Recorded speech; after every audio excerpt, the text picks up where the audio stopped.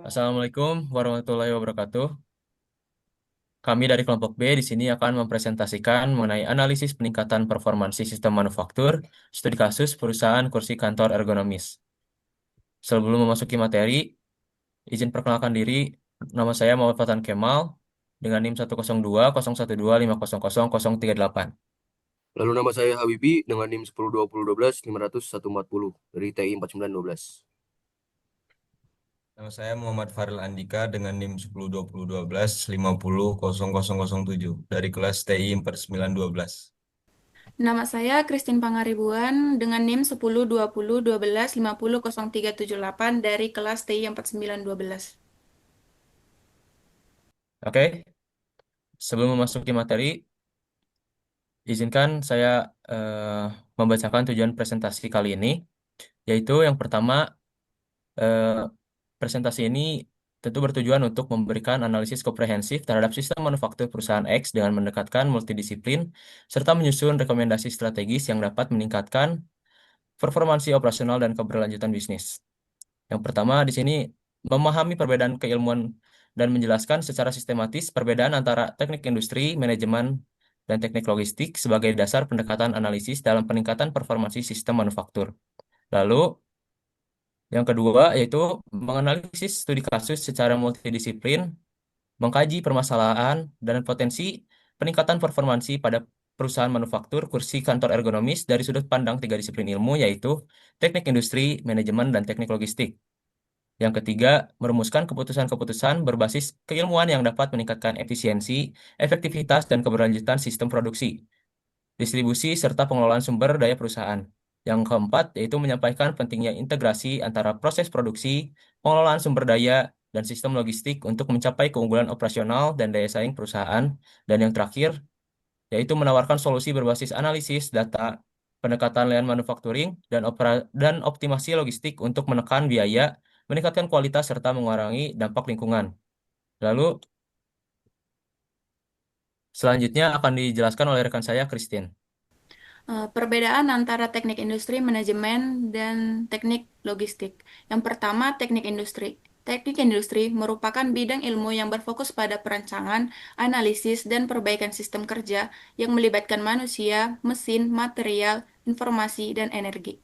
Tujuan utama teknik industri adalah meningkatkan efisiensi, produktivitas, dan kualitas proses dalam suatu organisasi. Bidang ini banyak diterapkan pada perencanaan dan pengendalian produksi, pengelolaan operasi, serta perbaikan sistem kerja agar kegiatan industri dapat berjalan secara optimal dan terstruktur.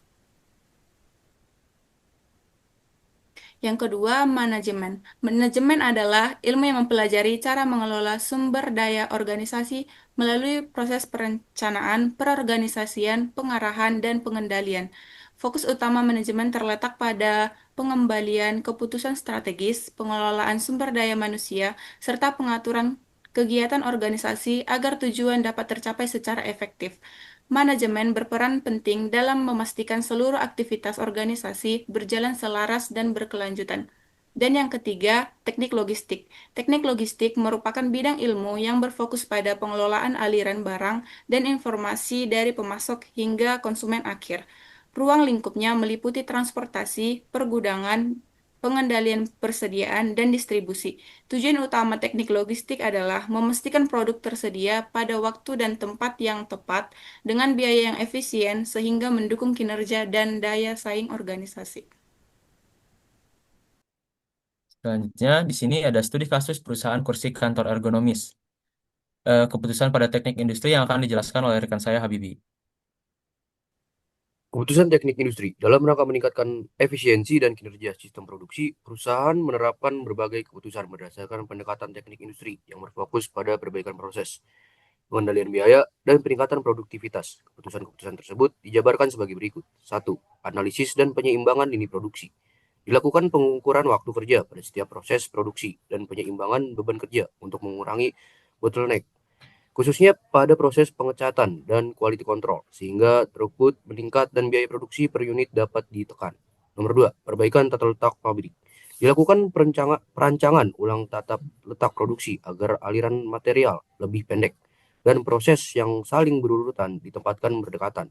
dengan tujuan mengurangi biaya material handling, mempercepat waktu produksi, dan meningkatkan efisiensi ruang.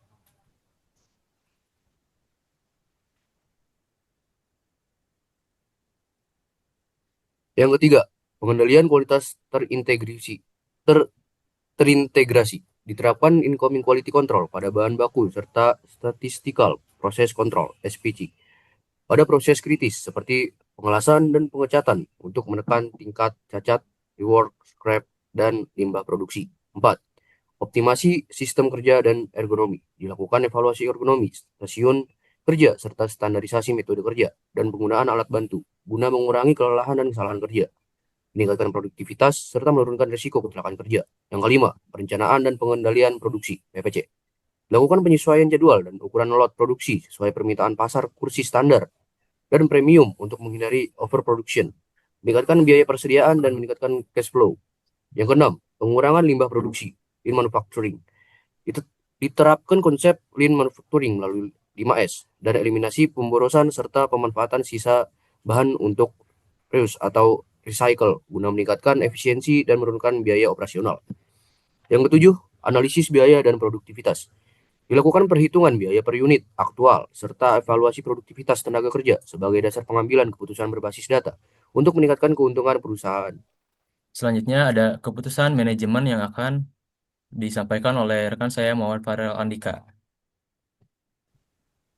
Baik, keputusan manajemen. Dalam keilmuan manajemen, khususnya manajemen operasi dan rantai pasok, tujuannya adalah memaksimalkan keuntungan dengan menekan biaya atau efisiensi serta meningkatkan output yang berkualitas atau efektivitas. Berikut adalah uraian keputusan strategis yang dapat diambil. Yang pertama, optimalisasi manajemen persediaan dan limbah. Keputusannya menerapkan sistem pemanfaatan limbah atau waste management dan program quality control pada sisi hulu pemasok. Alasannya ialah saat ini terdapat kendala ketidaksesuaian bahan baku sebesar 3-5% atau bersih berkarat kain robek. Hal ini adalah biaya terbuang atau sunk cost. Tindakannya yaitu melakukan audit pemasok agar bahan baku yang datang sudah sesuai standar. Mengolah sisa potongan besi dan busa menjadi produk sampingan atau menjualnya ke pihak ketiga atau mendaur ulang untuk mengubah biaya penyimpanan limbah menjadi pendapatan tambahan. Oke, selanjutnya ada keputusan dari teknik logistik. Jadi dari sudut pandang teknik logistik, fokus utamanya itu adalah bagaimana mengelola aliran barang dan informasi agar produk sampai ke konsumen dengan cepat, tepat, dan biaya yang efisien. Ada tiga keputusan penting yang diambil dari perusahaan, yaitu yang pertama, distribusi dan transportasi. Jadi perusahaan pengoptimalan rute pengiriman kontainer dengan metode Vehicle Routing Problem atau VRP. Jadi dengan cara ini biaya operasional dan penggunaan bahan bakar bisa ditekan. Selain itu juga jadwal pengiriman disesuaikan dengan permintaan di tiap kota agar truk berangkat dengan muatan penuh. Untuk daerah yang jauh-jauh, perusahaan juga bisa mempertimbangkan penggunaan jasa pihak ketiga jika lebih hemat dibandingkan transformasi transportasi internal. Lalu yang kedua yaitu ada manajemen gudang dan persediaan. Jadi perusahaan menerapkan sistem cross-docking, yaitu barang langsung dikirim ke gudang regional tanpa disimpan lama di pusat. Hal ini mengurangi biaya persediaan. Selain itu juga perusahaan menetapkan safety stock berdasarkan data permintaan, terutama untuk kursi premium yang bernilai tinggi. Tata letak gudang juga dioptimalkan agar proses bongkar muat lebih cepat dan biaya penanganan lebih rendah. Yang ketiga yaitu pengelolaan bahan baku dan limbah. Perusahaan menerapkan konsep logistik terbalik, yaitu mengembalikan komponen rusak ke pemasok agar tidak menumpuk di gudang. Limbah seperti besi hollow dan kain sintetis dijual ke industri daur ulang sehingga bisa menjadi pendapatan tambahan sekaligus mengurangi biaya penyimpanan. Selain itu, perusahaan mengendalikan limbah berbahaya seperti debu cat powder coating dengan sistem filtrasi dan pengemasan sesuai regulasi lingkungan. Dengan keputusan-keputusan ini, perusahaan tidak hanya menekan biaya distribusi dan penyimpanan, tetapi juga meningkatkan kecepatan layanan, menciptakan pendapatan tambahan dari limbah, serta menjaga keberlanjutan lingkungan. Jadi dari perspektif teknik logistik, perusahaan mampu meningkatkan efisiensi aliran barang sekaligus mendukung keberlanjutan operasional. Selanjutnya, ada kesimpulan yang akan dibacakan oleh rekan saya, Christine. Jadi, kesimpulan yang didapat dari presentasi ini yaitu, berdasarkan hasil analisis studi kasus perusahaan kursi kantor ergonomis, dapat disimpulkan bahwa peningkatan performansi sistem manufaktur memerlukan pendekatan terpadu dari teknik industri, manajemen, dan teknik logistik. Teknik industri berperan dalam mengoptimalkan proses produksi melalui perbaikan lini, tata letak, kualitas, ergonomi, dan biaya. Manajemen berfokus pada pengendalian persediaan, limbah, dan efektivitas biaya untuk memaksimalkan keuntungan, sedangkan teknik logistik mendukung melalui optimalisasi distribusi, transportasi, dan pergudangan. Penerapan ketiga perspektif tersebut secara terpadu mampu meningkatkan produktivitas, menekan biaya operasional, dan memperkuat daya saing perusahaan. Baik, eh, mungkin cukup sekian presentasi dari kelompok kami. Untuk kurang lebihnya mohon maaf. Terima kasih. Wassalamualaikum warahmatullahi wabarakatuh.